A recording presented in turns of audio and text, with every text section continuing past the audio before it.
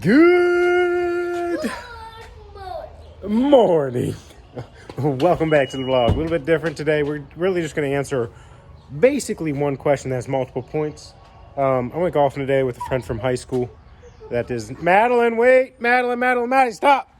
Friend from high school. He plays golf for a living. He's on the Corn Ferry Tour, they call it now. It's one step below the PGA Tour. He's right on the cusp the last couple seasons of getting his PGA Tour card.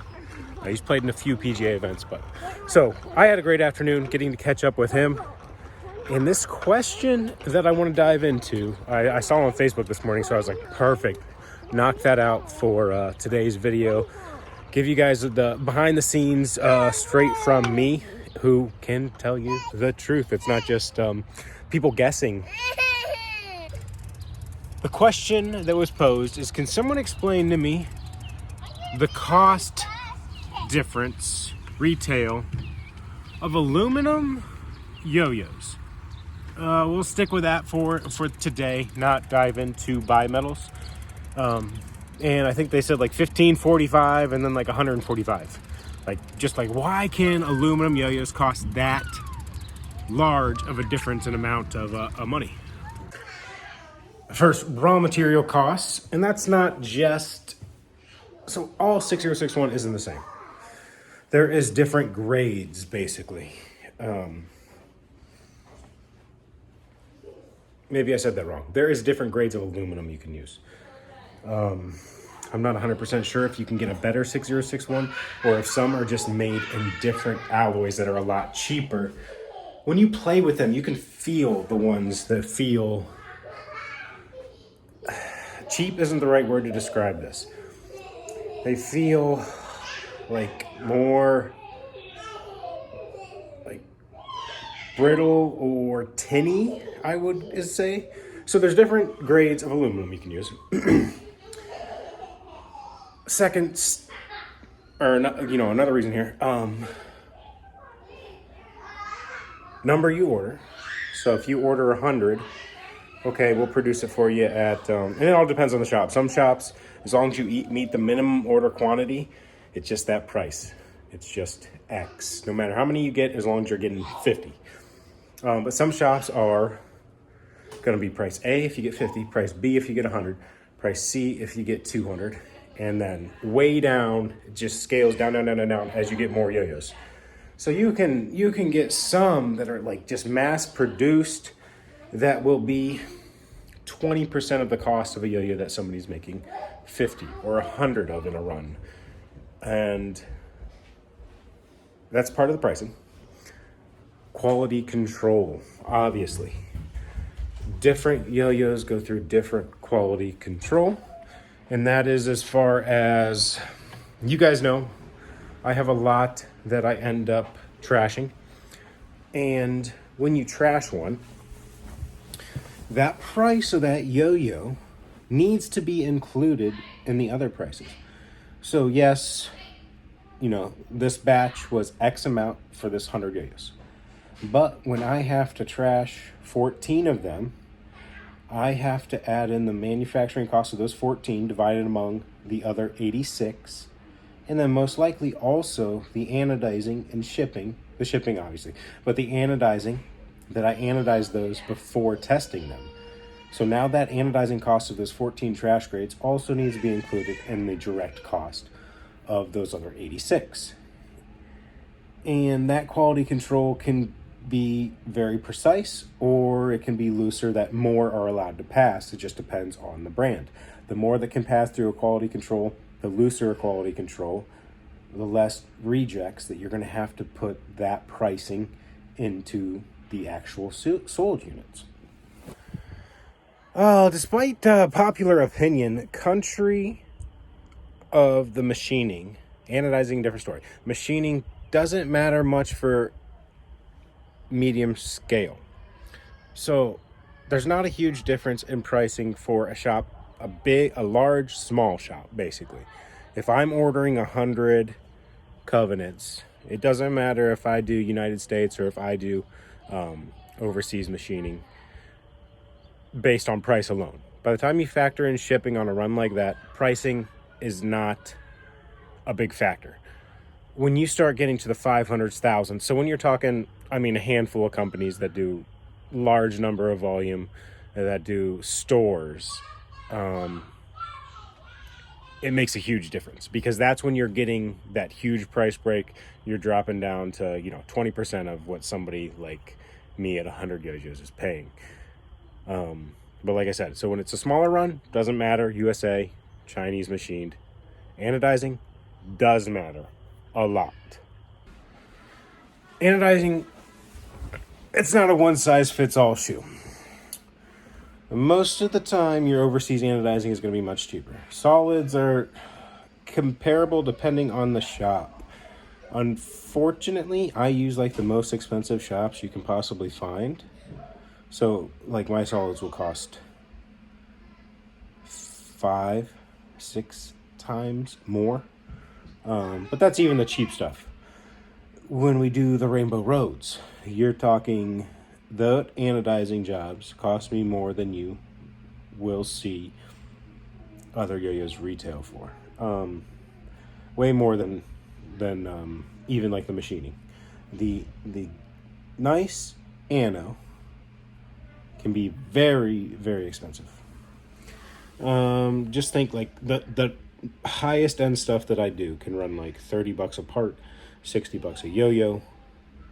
If any of those go bad, so if you do a set of 10 and one of them's bad, you got that extra $60 into the other 9. So it quickly becomes almost $70 a yo-yo in anodizing. So that's how some costs can really add up quickly.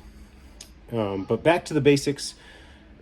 Not a huge variation for some shops for solids overseas or USA. Splash, you can get some decent pricing in the States. Definitely still cheaper overseas, but personal opinion, Splash is just, I think, much nicer over here. But that, it could be just personal opinion anywhere. But for the most part, I'm like to do everything I can here, but that is a big cost factor adjustment. So what I was saying there was that is a sizable factor when you're looking at the comparable from a $45 to $100 aluminum. So just quick recap for myself. We talked about basic material, where it's machined is small, but quantity of scales, is that the right word? But if you do a huge run, it becomes way cheaper. And then anodizing, so technique and location. Solids are pretty comparable across the way. As you start to add difficulty to the technique, then location plays a factor in that pricing a good bit. Quality control, we talked about. Designing. So some of the cheaper designs, like some of the stuff that you'll see on Amazon, it's really not, there was no, I guess, prototype phases. So each time you do a prototype, that money, basically to get it recouped most of the time, you're going to apply it to the production runs. So you're going to have a factor that's added depending on how many prototypes you have to do that are going to be part of that production run. So when you already have a design, sometimes it's just a very machine-friendly design. Some designs are harder to machine. Some designs are harder to keep smooth. That's kind of hard to get into for this. But a basic design that you only prototyped once or none, and you just made it because it was simple to machine and plays okay, that's going to be your very cheap yo-yo. Each time you do a prototype, you can kind of expect that production price to go up a little bit, unless you're doing huge volume. Another factor, taxes. Whenever you buy a G-squared yo-yo, so I can't speak for everybody else. Whenever you buy a G-squared yo-yo, you're going to have a PayPal fee that's a large amount of money. It's over $5 per yo-yo, going directly to PayPal just for them to do that transaction. But then taxes. So I'm going to pay sales tax on that depending on where you live. And then I'm going to pay income tax, assuming that G squared makes profit that year. So assuming that G squared makes profit that year, you're going to be paying income tax on that. And that isn't fact for all yo-yo companies. So some yo-yo companies will sell them cheaper, smaller volume. They're not paying taxes. They're not a actual business, an LLC or whatever. They don't have actual business expenses. They have business expenses, but they're not using it as a business. They don't pay taxes. Here's what I found. And taxes can be a large amount, like 25, 35% of that yo-yo could be going to taxes based on my federal, that state, and city self-employment. So there's a lot of different things that go into play there, and a lot of taxes have to be paid. So a large chunk of that yo-yo cost is going to taxes, and somebody that's not paying taxes on those sales can right off the rip drop it down 25%. Indirect costs. So I do a lot of photography and videos and content. So not only is that my time, but that takes equipment. And that is all going to be factored into the yo-yos. So somebody that isn't doing, you could factor in team here too. Somebody that doesn't have a team, somebody that doesn't sponsor contests, somebody that doesn't, I don't know what other type of community expenses you have, but content, the equipment, that cost has to be applied into the yo-yos. That time has to be applied into the yo-yos. So when I'm creating a video every day, because it's part of my job, part of my business, that time is factored into the price of the product. Does it necessarily make the product better? No. But it does make the whole experience of a specific brand better. So that all is calculated as well into the price of what a yo-yo can be sold for. There's other factors across the board as well. A lot of them kind of have been answered. Packaging.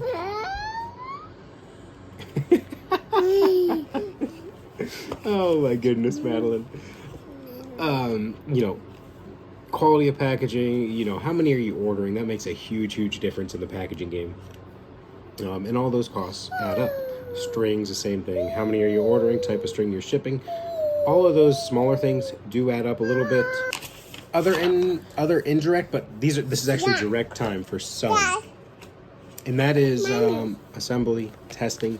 You can have that all done for you, built into the price, and it probably comes out a lot cheaper than somebody that's doing it themselves like me, because it takes me, I guess, longer because I'm more meticulous about it. So that timing, it's free, but it's also my time. So I have to incorporate that time into the cost of the product that I am spending testing, assembling, instead of doing something with the kids or whatever. That all is included in the price too, and a lot of people don't factor in. A lot of the bigger brands that are cheaper yo-yos, you can get it assembled, tested, packaged. You don't even necessarily have to touch it.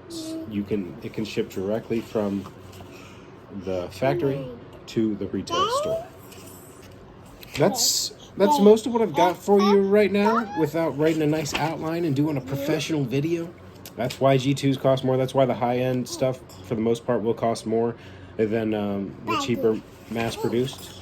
It doesn't necessarily mean a yo-yo isn't better. I think most of the time you're going to get better quality control. Most of the time. It's not always. Definitely not always. But the biggest thing is quantity and anodizing, in my experience, for a lot of that cheaper stuff versus the more expensive. Like I said, my anodizing can cost more than some other yo-yos on the market. It could be a comparable yo-yo can sell for retail. My anodizing by itself costs more. So that's a big factor for some of the top tier of that list. Factors between the $45 and $60 range is, that taxes play a big factor for some of the pricing.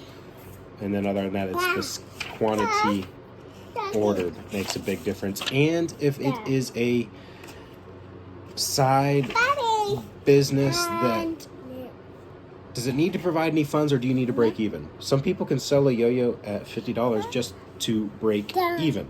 They don't have to pay for a team. They don't have to pay for anything else. They're just wanting to break even, pay for creating that yo-yo. So that's another factor as well. Thanks for tuning in. Hopefully you learned something today. If you have any more questions, leave it in the comments, and I would be glad to kind of answer them or expand upon them, because I'm sure there are things I forgot, and usually there's one or two things that I misspoke. All right, maybe one thing I misspoke. But have a wonderful weekend, and we'll see you guys tomorrow, same place. Monday, not tomorrow. Hopefully you're watching this on release day. If not, we drop a video Monday, Tuesday, Wednesday, Thursday, and Friday every single week. We'll see you Monday morning, bright and early, same place, same time. He's helping you. Dad, can you steer him? Steer her? Yeah, I can. No. Can you do this for her? Mm-hmm. Okay. What? Hey, you know you're supposed to get your clothes off before we get in the bath?